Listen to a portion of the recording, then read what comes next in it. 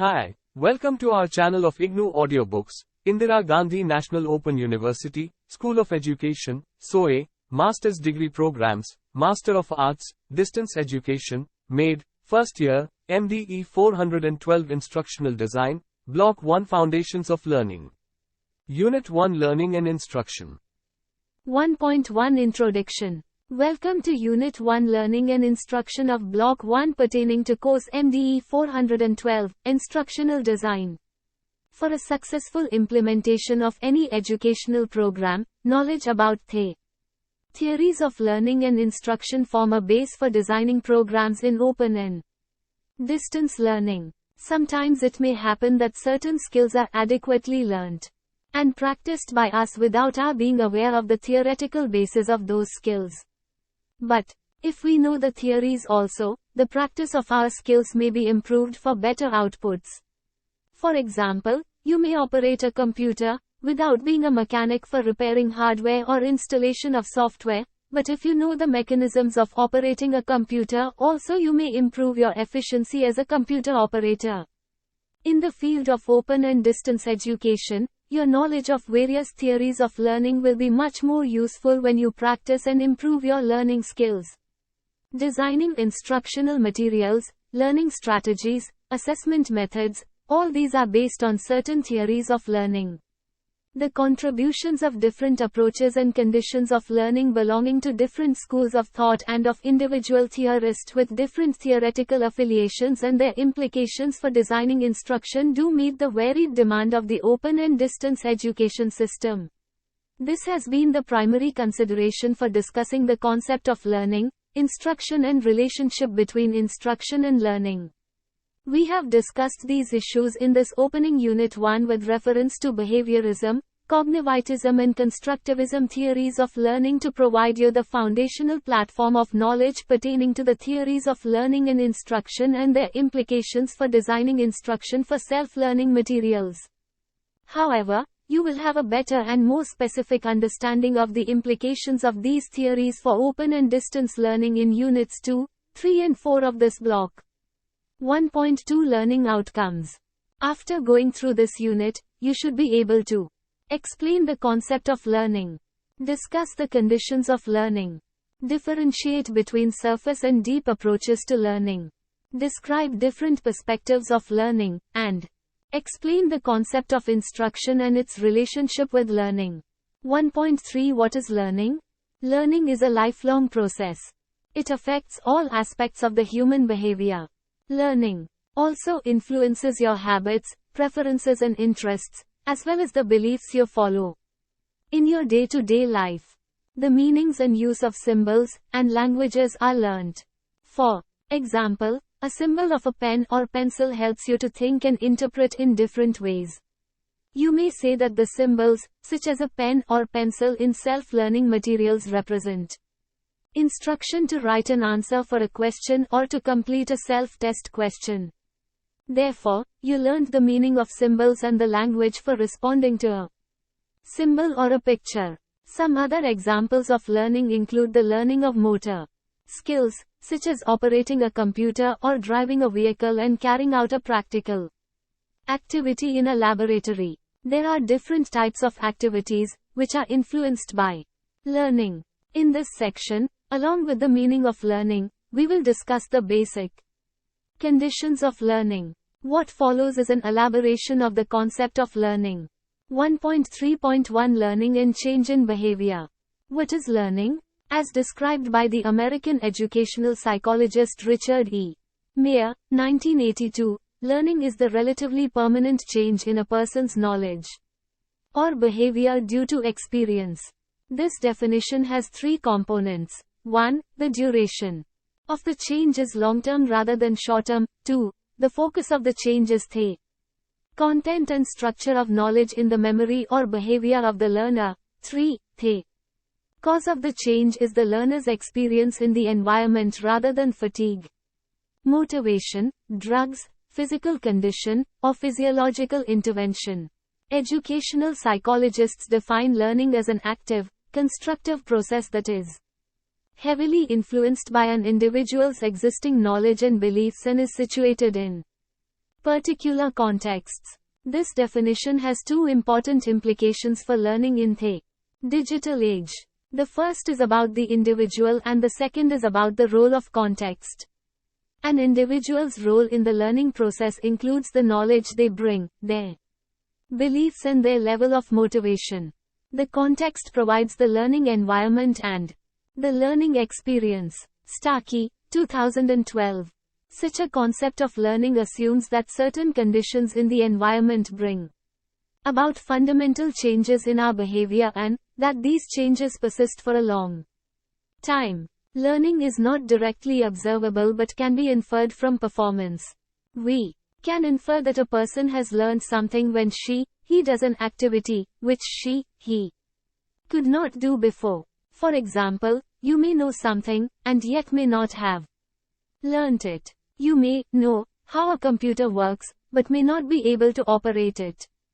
Thus, the distinction between learning or the acquisition of knowledge, i.e., capability, and performance, i.e., exhibiting this capability in some form of action, is an important one. In this context, when we speak of a relatively permanent change in behavior, we refer to a change in performance. From the above discussion, we can summarize that not all changes in behavior can be related to learning. Some behavioral changes are due to biological development or maturation.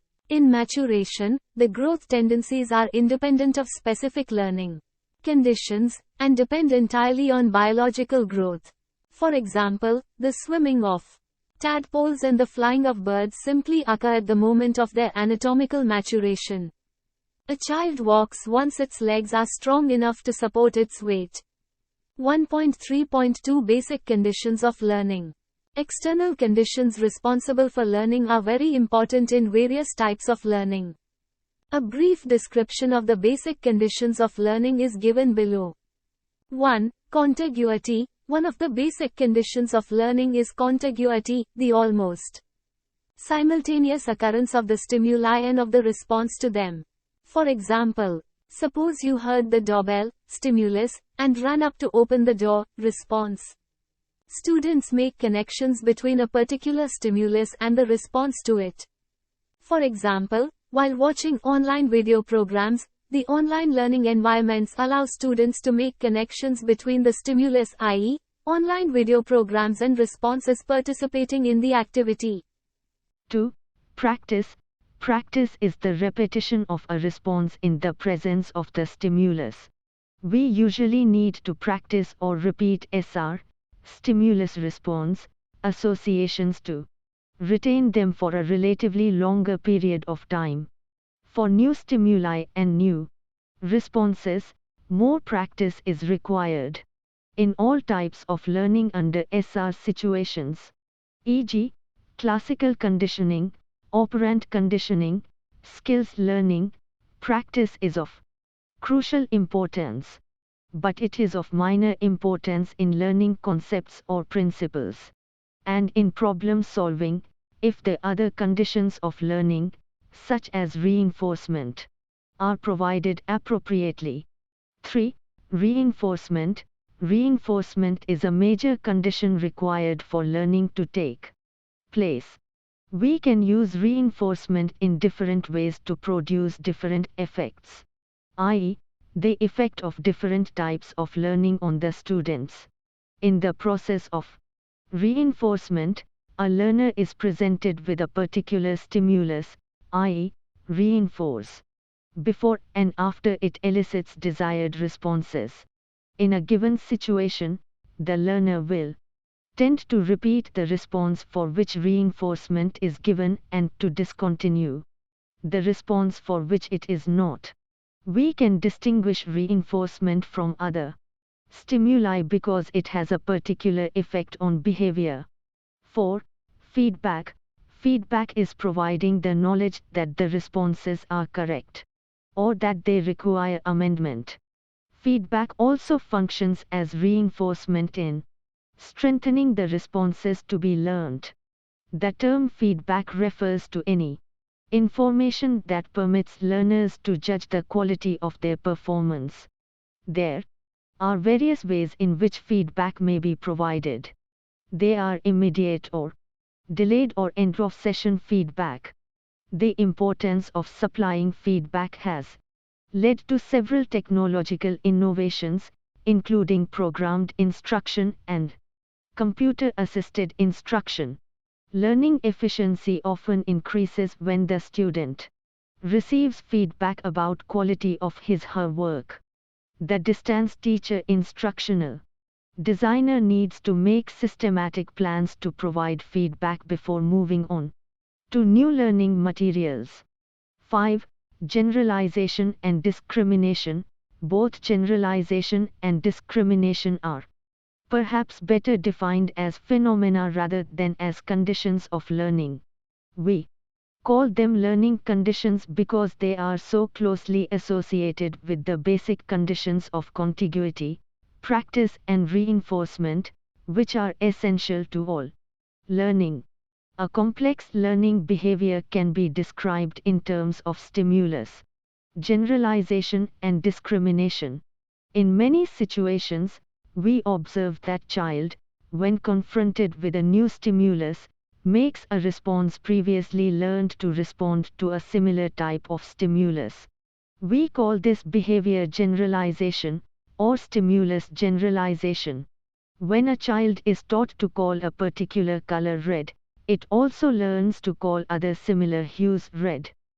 Under conditions where discrimination takes place effectively, the individual makes different responses to two or more stimuli. For example, a student can learn to select the color red and not pink. The extent to which it learns to pick up red and ignore pink is the extent to which it has learned to discriminate.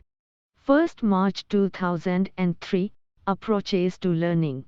We have explained the term learning as a relatively permanent change in human behavior, and it is the result of reinforced practice through the process by which stimulus and response bonds are established.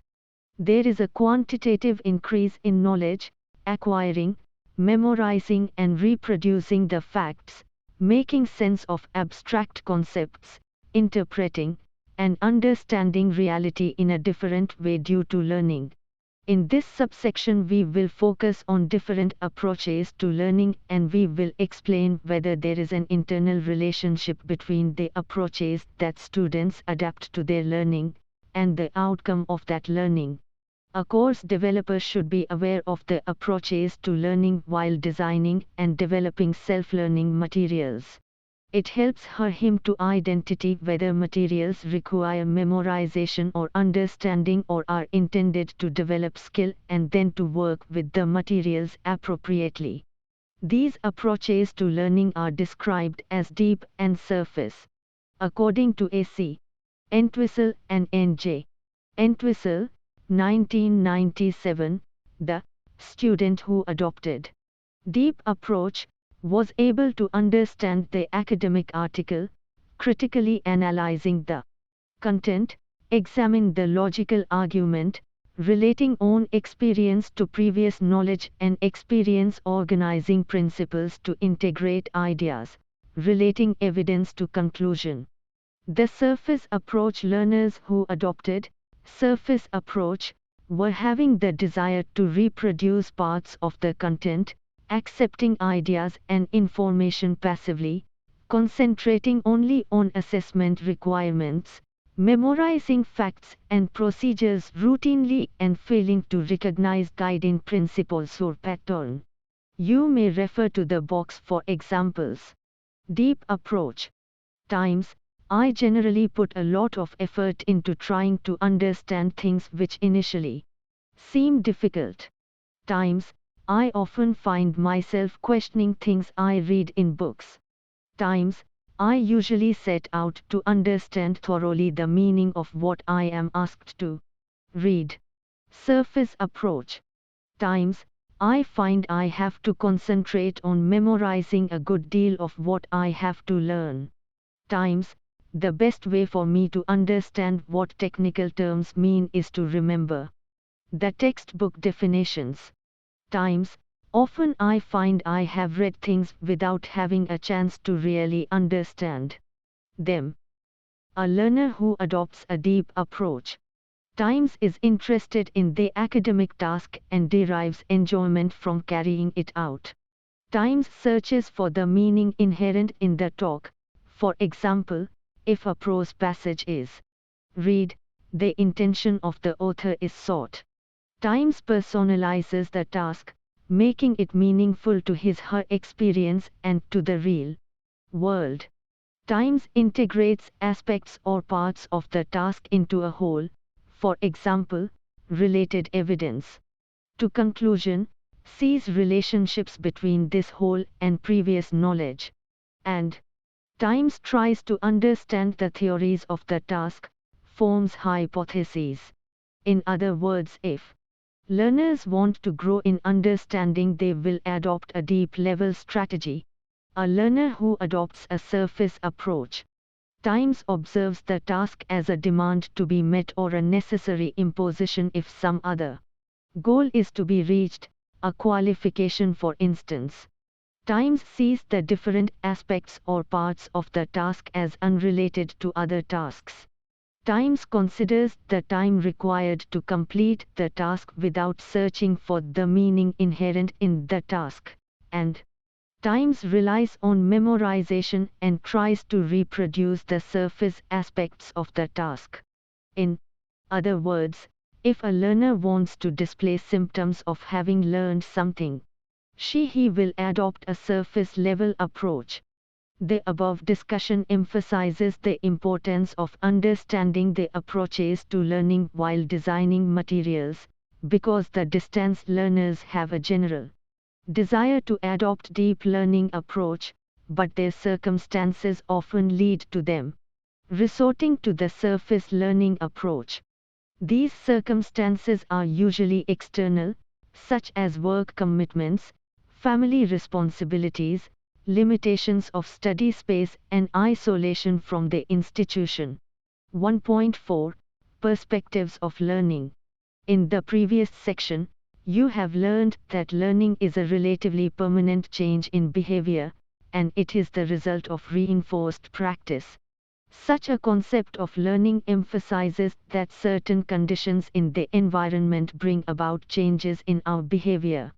These conditions are also discussed in subsection 1st March 2002. They are contiguity, practice, reinforcement, feedback, and generalizations. In this section, the concept of learning has been discussed based on the viewpoints or perspectives of different schools of thought.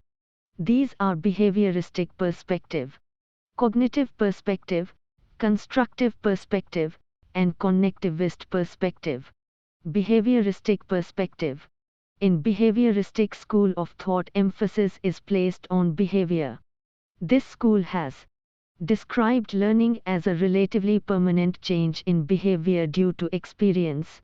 The basic emphasis of behaviorism is on stimulus-response learning. Learning is a product of stimulus-response bond or association. In other words, learning takes place due to presentation of a series of discrete stimuli and the resulting responses. A learner's response is linked to a particular stimulus. As the result, a learner is not able to perceive the learning task in a holistic perspective. This had the psychologists to develop a learning theory as an alternative to stimulus-response learning. In Unit 2 of this block, we have discussed in detail about this school of thought and learning theories of Ivan P. Pavlov, J.B. Watson, E.L. Thorndike, and B.F. Skinner. This learning theory laid the foundation for cognitivist approach in learning. In the next paragraph you will learn about the cognitive perspective of learning. Cognitive perspective. According to the cognitivists, learning is the changing or reorganization of cognitive structures, which involves an acquisition of knowledge and the transformation of new knowledge. In other words, we can say that learning is a change in one's knowledge, skills, attitudes, and values brought about through experience, and this change may or may not be expressed in overt behavior. Cognitive psychologists such as Jerome Seymour Brunner, Jean Piaget, and David P. Ausubel worked on cognitive learning. In Block 1, Unit 3, we have discussed in detail about views of these cognitive psychologists. The cognitive approach focuses on how information is processed. Constructivism perspective. Constructivism refers to a process where the learner is actively constructing both the knowledge acquired and the strategies used to acquire it. The learner constructs a new version of reality from his or her own unique experiences, and it is this construction that he then uses to deal with any new experiences in the field. Constructivism emphasizes the active role of the learner on building understanding and making sense of information. Constructivism is discussed in detail in Unit 4 of this block. The basic characteristic of constructivism is identifying the principles of learning and understanding concepts such as scaffolding, zone of proximal development, cognitive apprentice, and situated learning. Social constructivism perspective. In recent years, teaching and learning have moved from a conventional transmission to an approach which emphasizes that learners play an active role in their own learning. Social constructivism focuses on the belief that social interaction combined with cognitive activity shapes individual development, and learning forms the basis of scaffolding. Scaffolding is a form of facilitation that facilitates learning. Scaffolding can be a pre-planned activity being applied when needed. It aims to transfer responsibility for learning from the facilitator to the learner. You will read more about scaffolding in Unit 4 of this block. Connectivist perspective. George Simmons, 2005, a Canadian educationist, developed connectivism as a learning theory for the digital era. Connectivism aims to provide a theory that considers how people, organizations, and technology can collaboratively construct knowledge. He describes connectivism as learning, defined as actionable knowledge, can reside outside of ourselves, within an organization or database, and is focused on connecting specialized information sets, and the connections that enable us to learn more or more important than our current state of knowing. From the above discussion we can summarize the concept of learning from different perspectives as follows. Times behavior. Sim learning is the relatively permanent change in a person's knowledge or behavior due to experience. Times cognitivism. Effective learning occurs when students acquire a general understanding of a subject, that is when they understand the structure of a subject. They see it as a related whole.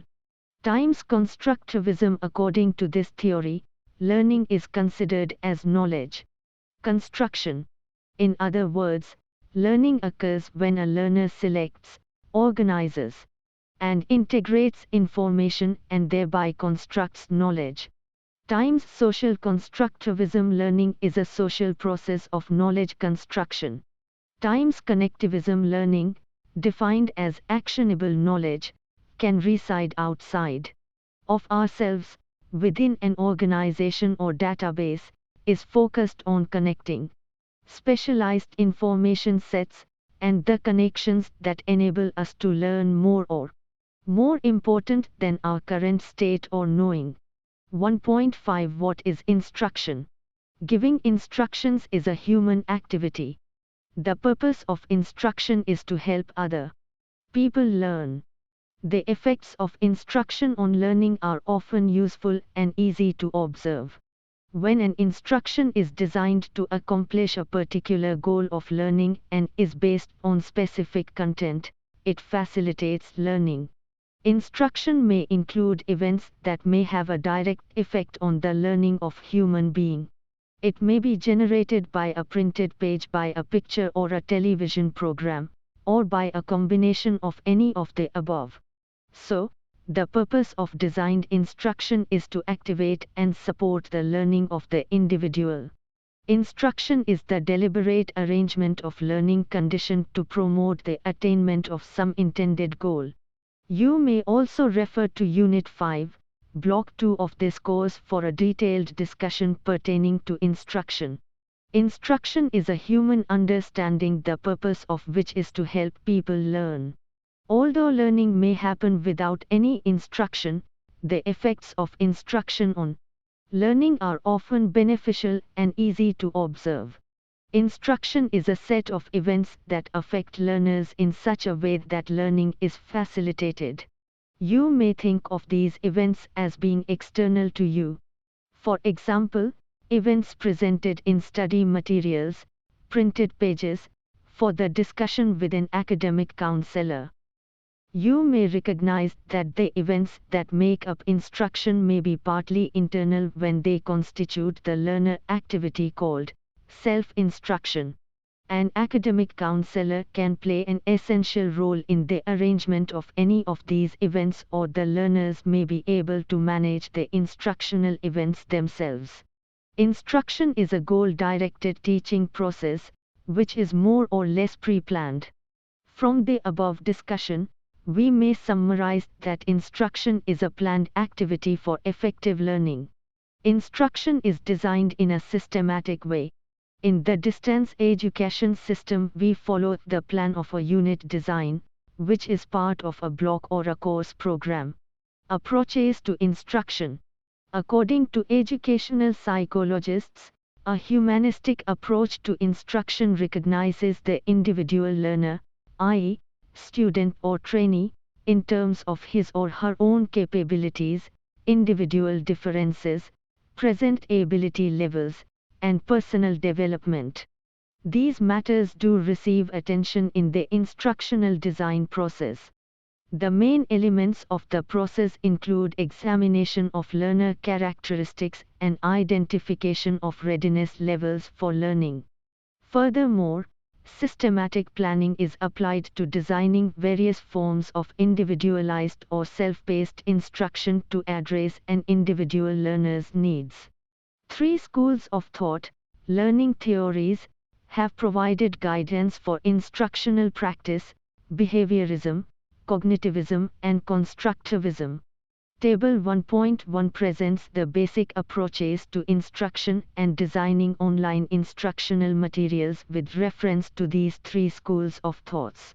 These 3 schools of thought have been used and explored to provide guidance for instructional practice. Mishra, 2002, had analyzed these learning theories in the context of online learning to identify the instructional approaches to be used. Table 1.1 Approaches to instruction, based on 3 schools of thoughts. Look at the screen at table content. There are principles of instruction that support effective learning. These were propounded by the educationist M. David Merrill, who named these as the first principles of instruction. Principles of instruction. These principles are: 1. Task-related or problem-centered. Learning is promoted when learners acquire concepts and principles in the context of real-world tasks. 2. Activation. Learning is promoted when learners activate relevant previous knowledge. 3. Demonstration. Learning is promoted when learners observe a demonstration of the skills to be learned. 4. Application. Learning is promoted when learners apply their newly acquired knowledge and skill. 5. Integration. Learning is promoted when learners integrate their new skills into their everyday life. Fig. 1.2 presents the concept of first principles of instruction by Merrill. Look at the screen. Figure 1.2, Merrill's first principles of instruction. 1.6 Relationship between learning and instruction. In the above sections we have discussed about the concept of learning and instruction, and the different perspectives of learning. Learning is the acquiring of specific information from the environment. Instruction is about how to teach or facilitate learning. Let us now discuss the relationship between instruction and learning with reference to the different perspectives of learning. According to P.K. Bishwas, 2007, the three theories of learning and their corresponding approaches for designing instruction form a relationship between instruction and learning. These relationships are described below. Behavioral theory and the approach to design instruction. The theory of behaviorism concentrates on the study of overt behavior that can be observed and measured. Some of the theorists in the development of the behaviorist theory were Ivan P. Pavlov, John B. Watson, Edward L. Thorndike, and B. F. Skinner. Principles of learning based on behavioral theory. Learning takes place when a correct response is seen due to the presentation of a specific stimulus. Learning can be determined by observing an organism, human being over a period of time. Emphasis is placed on observable and measurable behavior. It is concerned with immediate, recognizable changes in behavior. The reinforcing consequence increases the likelihood of the recurrence of a particular type of behavior. Principle of instruction based on behavioral theory. Instruction is to elicit the desired response from the student who is presented with an effectively structured material. Instruction utilizes consequences and reinforcement of learned behavior. Instructional goal is framed in specific, behavioral, and observable terms. Students must know how to execute the proper response or behavior and the conditions under which the response or behavior is made. Instruct the focus of presentation and interaction. She designs the learning environment. Instructor builds an academic relationship with each student. A description of the actions the student will be able to carry out to indicate his/her understanding with the help of action verbs. A criterion or measure of success that defines what would be an acceptable level of performance. Students' role needed for achieving the learning outcome. The students have to absorb instructional presentations and material.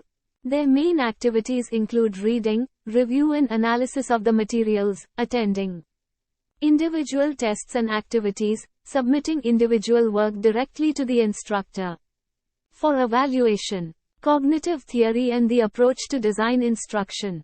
The theory of cognitivism is based on the process behind the behavior. Changes in behavior observed are used as indicators as to what is happening inside the human mind.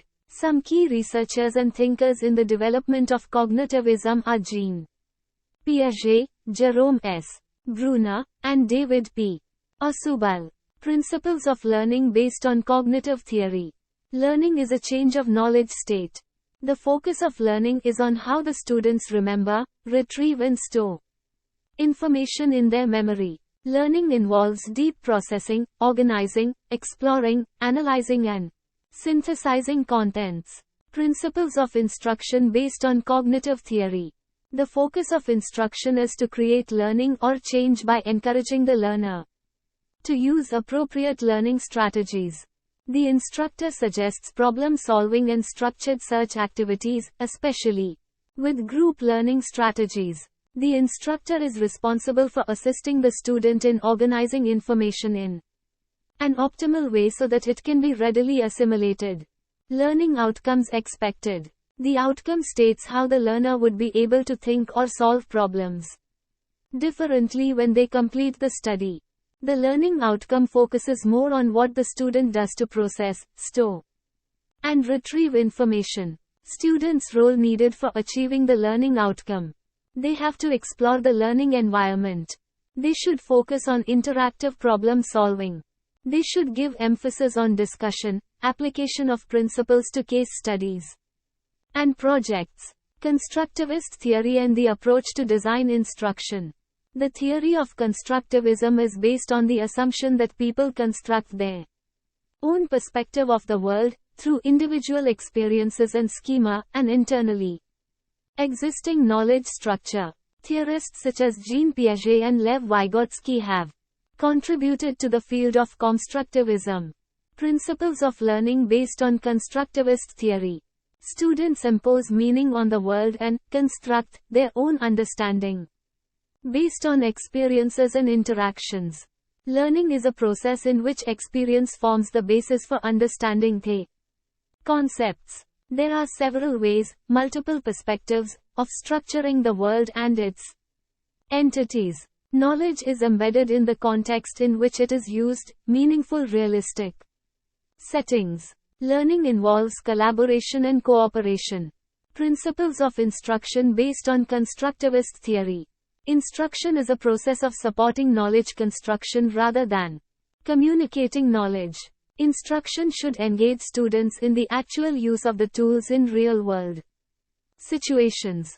Instruction should encourage reflective thinking, higher-order learning skills. Instructor is a facilitator and mentors peer interaction. Learning outcome expected. The outcome states how the learner can create his own unique education because learning is based on prior knowledge. The outcome is defined more in terms of a new common perspective rather than particular task or action that individual will be able to carry out.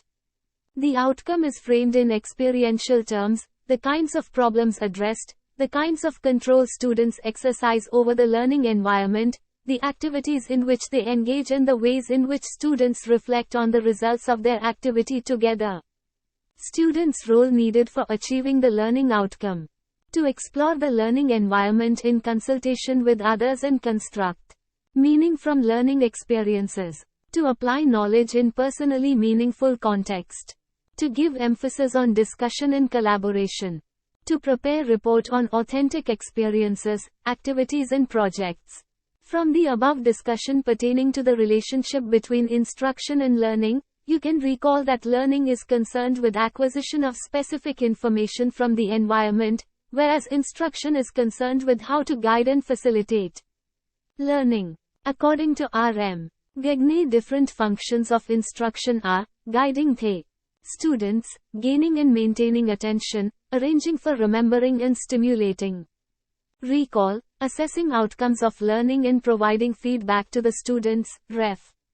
Section 5.4, Block 2. These functions are performed by various media, printed text or electronic media, and by the learner himself or herself.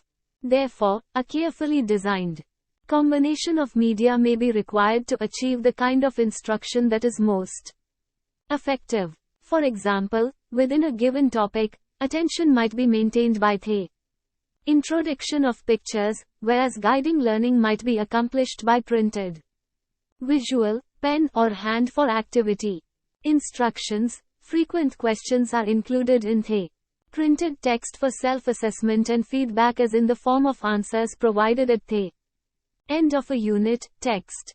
In the above discussion, you have also learnt how each of these theories has implications for the design of instructional activities. You can design instructional materials for courses and programs in ODL using the principles of instruction and implications of theories of learning based on behaviorism, cognitivism and constructivism. Ref. Units 2, 3 and 4 of this block, suitable for students with appropriate content and the context. Therefore, designing instruction is concerned with understanding, improving and applying the approaches of instruction. What is instructional design? It is the process of deciding what approaches of instruction are required for bringing about desired changes in student knowledge and skills for specific course content and a specific student population. According to Charles M. Rigaluth, the result or the product of instructional design is a professional activity, is an architect's blueprint for what the instruction should be like. This blueprint is a prescription as to what methods of instruction should be used for that course content and those students. We have discussed in detail about instructional design in Unit 5, Block 2 and about instructional design processes in Block 3 of this course. 1.7 Summary. In this unit we have discussed the two important concepts. These are learning and instruction. Learning is the modification of behavior brought about by experience. The concept of learning explains that learning is an increase in knowledge. Instruction is a pre-planned activity which facilitates learning. This unit suggests the ways in which distance learners learn and the factors which facilitate learning. This unit also presents you with the conditions of learning, perspectives of learning and the different approaches to learning. The unit describes the relationship between instruction and learning in 3 different scenarios of behaviorism, cognitive and constructive approaches. Thank you. Subscribe to our channel for more updates, and we will see you with the next chapter.